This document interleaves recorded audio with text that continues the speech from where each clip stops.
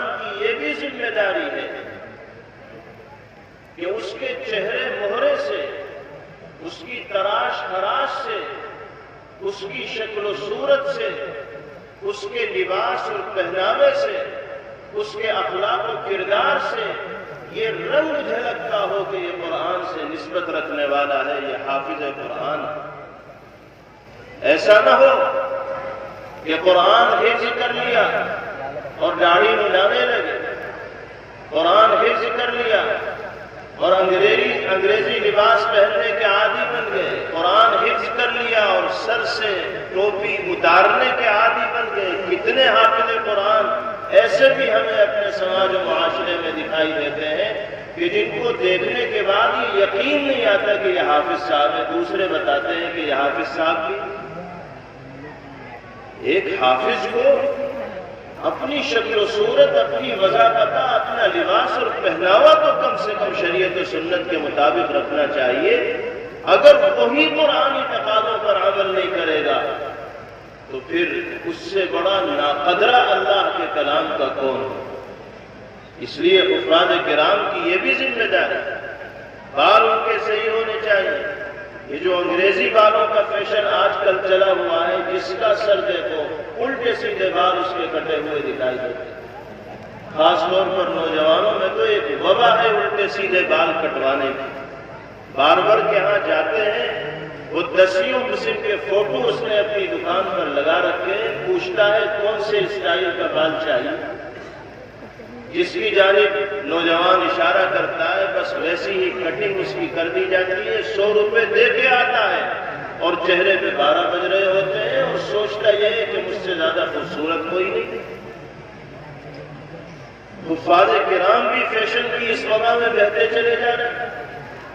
بہت سے حافظوں کی ٹوپی اتارو تو ان کو بھی اسی حال میں بال کٹا ہوا دیکھتے ہیں کہ بیچ میں بالوں کا گچھا ہے اور کنپٹی صاف ہے۔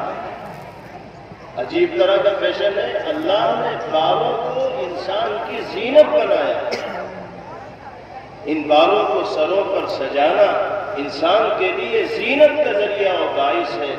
کہیں کے بال چھوٹے ہوں اور کہیں کے بال بڑے ہوں، یہ زینت کے خلاف ہے۔ نبی کریم علیہ السلام نے اس سے منع فرمایا۔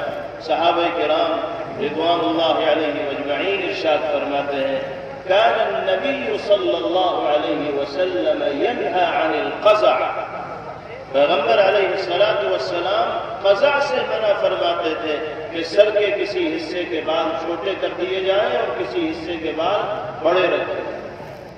جس چیز سے آپ نے صاف لفظوں میں منع فرمایا ہے، کتنے افسوس کی بات ہے کہ آج ہمارے نوجوان آپ کی مخالفت کو اپنے لیے فخر کا باعث سمجھتے ہیں۔ اب یہی فیشن بن گیا ہے کہ سر کے کسی حصے کے بال چھوٹے ہوں اور کسی حصے کے بال بڑے ہوں، اور اس فیشن کا اثر حفاظ کرام پہ بھی پڑ رہا ہے۔ ایسا نہ ہونا چاہیے۔ اللہ نے قرآن سے نسبت عطا کی ہے تو 100% قرآن کی روشنی میں زندگی گزارنے والے پر تمہارے اخلاق قرآنی ہو، تمہارا کردار قرآنی ہو، تمہارا کریکٹر قرآنی ہو، تمہارا رویہ اور برتاؤ قرآنی ہو۔ حافظ قرآن کا کسی سے کوئی جھگڑا نہ ہونا چاہیے۔ حافظ قرآن کی زبان پر کسی کی غیبت کے الفاظ نہ آنے چاہیے۔ کسی کی چغلی کرنے والا حافظ قرآن کو ہرگز نہ ہونا چاہیے۔